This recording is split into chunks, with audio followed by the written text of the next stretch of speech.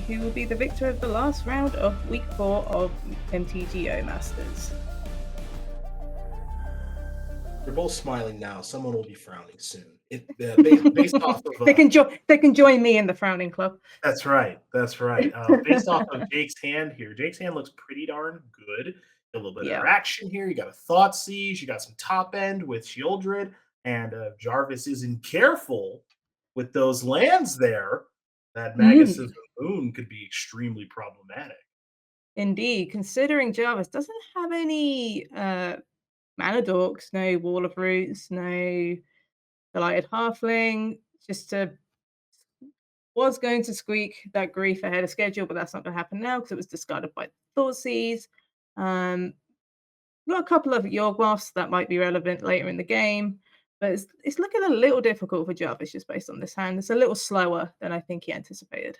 Yeah, this is a really slow hand. And one thing to keep, this is interesting little back and forth, little dichotomy here. One, Jarvis knows that Jake has multiple copies of Magus in the main deck because this stuff is all open decklist. So that's number one.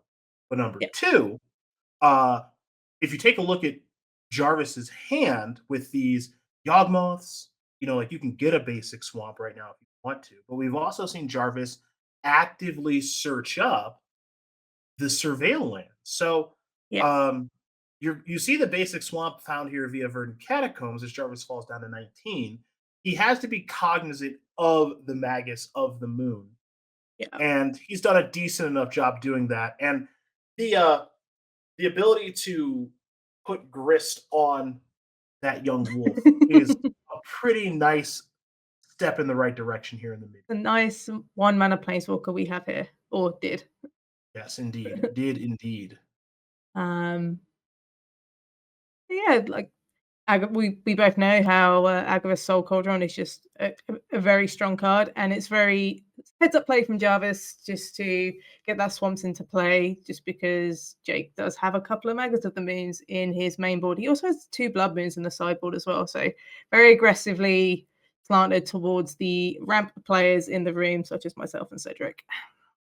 So this is actually a nice sequence here from Jake. The Magus of the Moon searching up 2 basic swamps. That's pretty easy because now his mana is going to work, and Jarvis is really not going to now because no basic green source to be able to cast that Wall of Roots. Windswept Heath, of course, is a mountain in hand right now, so Jarvis's mana is a total mess as he's going to put a +1/+1 counter here on that insect token, and Grist is going to start pumping out counters, which is a way to get this Magus of the Moon off of the battlefield. But one thing I liked last turn was Jake, with the young wolf and the Agatha's Soul Cauldron, allow Jarvis to put a counter on there, then Grist activates, and then you bolt the young wolf, which means that because it has a +1/+1 counter on it, the persist will not happen, and it bites the dust for good.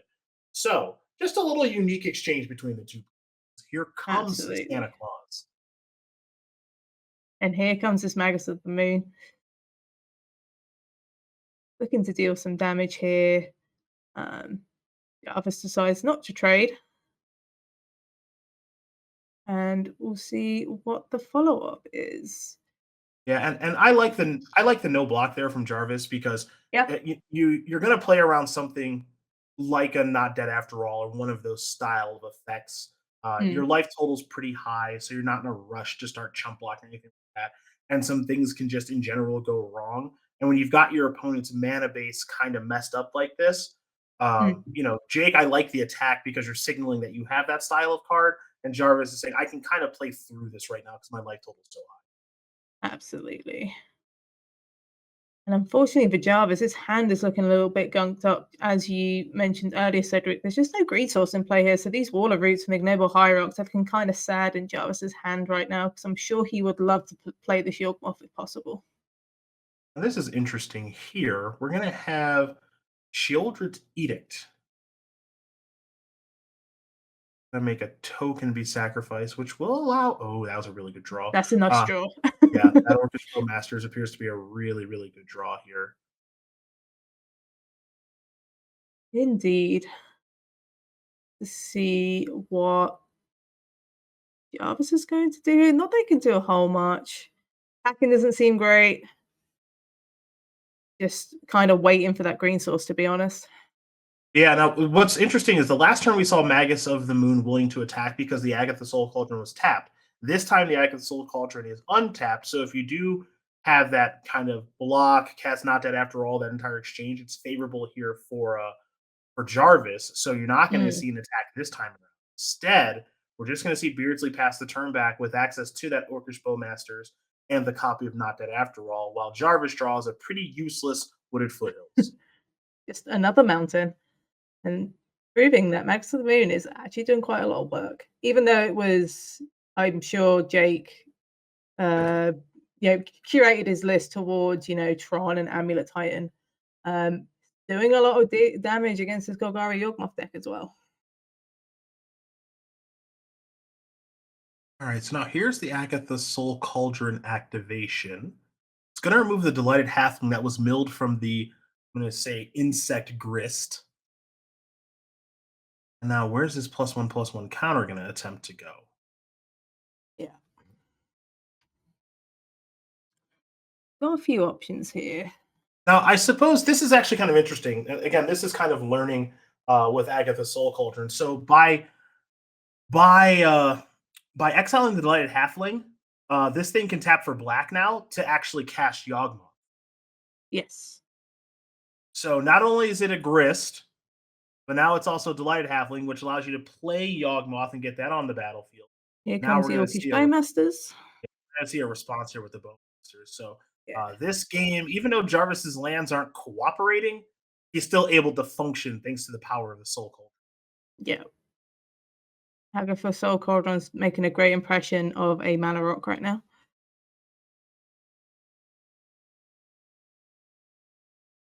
So Jake responded with that Bowmaster, killed an insect token, Yawgmoth's on the battlefield. Now I think things are probably going to start to get pretty tough here for Beardsley. Indeed.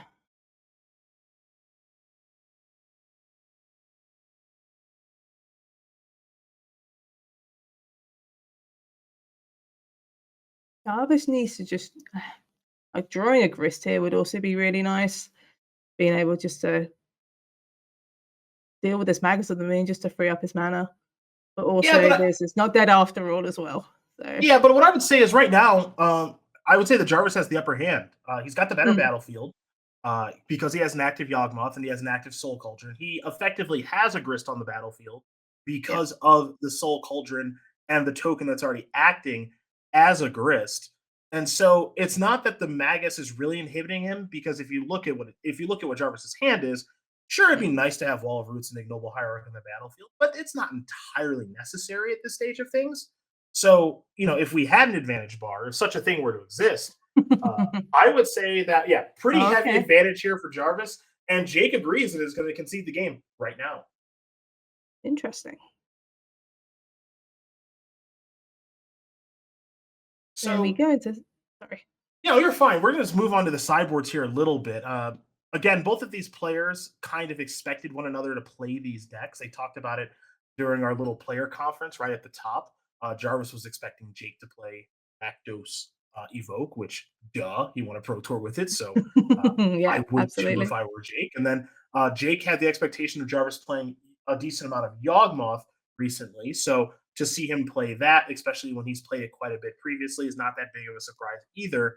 So both players have kind of geared their decks around this matchup, and that's why you see the sideboarding happening so quickly. One, they expected each other to play this deck, but two, Emma, they've already played each other in this event Yep. earlier today. We've already seen it happen, so they Yeah. just know what they're just speed running at this point.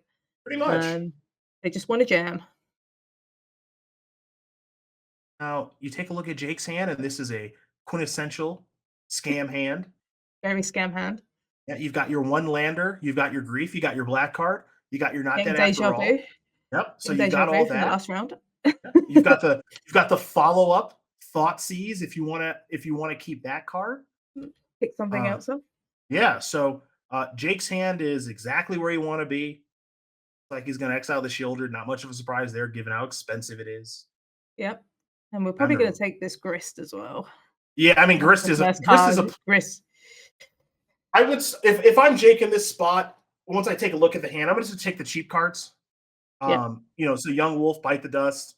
The next cheapest card, excuse me, is Scavenging Ooze. which I think you can make a sound argument for, and especially because he's keeping the Thoughtseize in hand.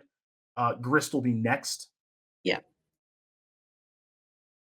And Jarvis is just gonna have nothing but lands by the end of next turn, unfortunately. Yep.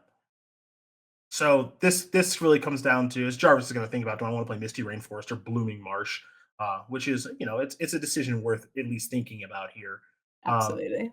Jake has drawn a copy of Polluted Delta, and Jake doesn't know that Jarvis has drawn a Passeju. That's the only thing that he doesn't know. Mm, But he still might say, I want a Thoughtseize here. But if he went the Dothy Voidwalker route just to maximize his use of mana, that would make a lot of sense. And I think that's what he's going indeed. At this point, you've got the forces back up, right? So you just want to be aggressive. to. Yeah, you kind of want Jarvis to isn't go Jarvis ahead. isn't doing a lot outside of just well, we know Jarvis's hand, but he's not going to be doing a whole lot because he's just got these lands. This grist is going to get forced these fairly soon, and these besieges don't do a whole lot unless you really want to take out this wicked roll token. Yeah, Which and now again, now the Thoughtseize is going to take care of the grist. Jake's going to see that it's, the coast is clear. My opponent has nothing going on. The grist has been exiled because the Voidwalker's on the battlefield, so there's no Agatha's Soul Cauldron nonsense. And if Jake ever elects to pivot and wants his own grist, he's now got access to one. So yeah, this is why people really like this deck. yes, it does one thing and it does it pretty well. Just also super aggressive because you have these grease with menace. Shadow is really awkward to deal with, especially in modern. So I can see this game not lasting very long. Yeah, with Jarvis down to one draw step left here, multiple copies of Besage in hand that aren't doing anything. Jarvis will draw a card. I'm not even sure what his best draw is in this instance, but I promise it's not Young Wolf. Yeah, and that was a very quick game too. And Oh, Grease and Scam just did the scam thing that's right. on a one lander. Who knew? Well, if anybody knew, it was Jake. That's Yeah, for sure. absolutely. Who's That's very who's- true. who has done that sort of thing to a lot of people. Most recently, under the bright lights of Pro Tour, The Lord of the Rings, Barcelona last summer. Did it to everybody that weekend in his very first Pro Tour. Hell of achievement. All right, let's take a look at these hands here for game number 3. If you're Jake, you're Mhm. looking for another grief draw. You don't have one of those. Jarvis looking to build a critical mass with his deck, and his hand is Got it. slow, but it does allow him to kind of do that sort of thing, which is, Young Wolf, Cauldron, Yawgmoth, Mhm. you. So it's all kind of there as both players looks like they're going to keep their hand. Yeah. This pithing needle for Jake is also really important. It's a good answer to this Agatha Soul Cauldron. But you can just also discard it to the Swordseize. Yeah, not a bad draw here for Jake with the Thoughtseize. Thoughtseiz's rarely a bad draw. And it's going Yeah, to take that. It's going to take that Soul Cauldron, which means that Pithing absolutely. Needle could be on Yawgmoth duty this game. Absolutely. If in doubt, you just want to name the namesake card. And given the draw of Wall of Roots here by Jarvis, Jake would have loved to this turn play Dothy Voidwalker and then play Pithing Needle the following turn. But I Yeah. think, I was going to say he Mm, would be incentivized to disagree. cast it, but this grief, this grief might change some things. They're pretty tasty top deck. Yeah, because now what we can do is if you're Jake, you if you want, you can go Void Walker and then grief you, decide what you want to exile, and Yeah. then the Void Walker is exiled, and then maybe I use my Void Walker to that. Jake does indeed have a lot of options here. Also, it's just going to be a hell of an aggressive clock as well. Double Void Walker and Grief. Um, it's a pretty strong board state, especially when Jarvis just doesn't have a lot left to work with. He has a very sad swamp in hand. So you're gonna see the grief nonsense here, right? So Hmm. Jake used Stealthy Void Walker for the evoke on grief. Not dead after all. Now here comes Pithing Needle. Again, curious what to name here. If you want to go with Grist, if you want to go with Yawgmoth. Yawgmoth, it's going to Yeah, it's be gonna be Yawgmoth. Yawgmoth over Grist. Okay, interesting. Let's see if that comes back to punish. There's an Orcish Bowmasters.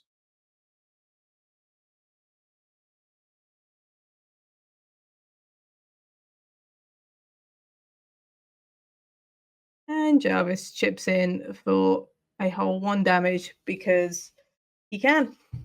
Oh, he's actually... Never mind, he's going to swing in for 2 here with these 2 young wolves. This Orcish Bowmasters is going to be on blocking duty when this Grief gets in the red zone. Legion's End is an interesting draw step here. Yes, it does deal with these young wolves.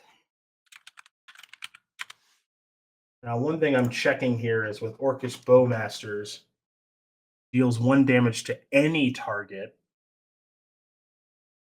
So you can, I want to make sure, enters the battlefield whenever an opponent draws a card except for the first one.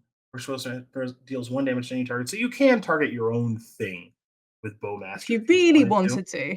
Yeah, to kind of counteract that Legion's End. But Legion's End was not played in Bowmasters on the battlefield, so that conversation is over. Yeah. Looks like Jarvis is getting aggressive here. Yeah, I mean, look, a good way to kind of manage a game when you don't have a lot going on is just to try to kill your opponent as fast as possible. We saw Jake do that very effectively in the last game, and Jarvis, with his ragtag group of creatures, is trying to do that this game. It's a very ragtag group of creatures there. It's just a lot of back and forth of aggression here. Jake wanting that 3rd land, ideally, just for this Fable, but this Legion's End is going to do some work targeting this young wolf and the other young wolves that are in play.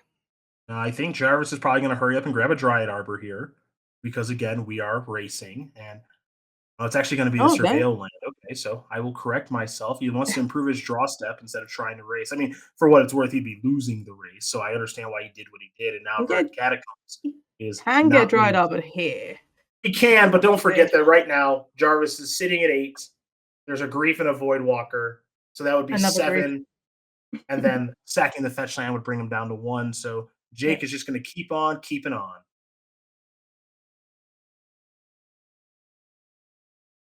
And now we'll see the Dryad Arbor. There's a triple block. Okay. Interesting. Bad news. Not dead after all. Yep. Breaking news. And you hope in that instance that Jarvis is hoping that Jake doesn't have something like that, which is of course going to bring back the again, also going to trigger that Wicked roll. And now the Voidwalker, of course, is going to come through for its points of damage. So Jarvis is going to need one heck of a draw step, and I don't know if Cord or Calling is it. I mean, he can cord for 3, but is cord for 3 enough? It gets you Grist. Grist doesn't do anything. It can get you Bowmasters, which doesn't do a ton. It can get you Scavenging Ooze, which you can. Okay, so if you Scavenging Ooze, if you 1, 2, 3, 4, 5. So you use your 4 mana plus your Wall of Roots. You use the mana and don't convoke it. You Cord a Calling for Ooze. And then you have a 2/2 and an 0/3. You can double block the Grief. The problem is that you're going to end up killing the Grief. And that means you're going to end up taking too much damage. Jarvis has decided to concede there, so Jake Beardsley wins that one.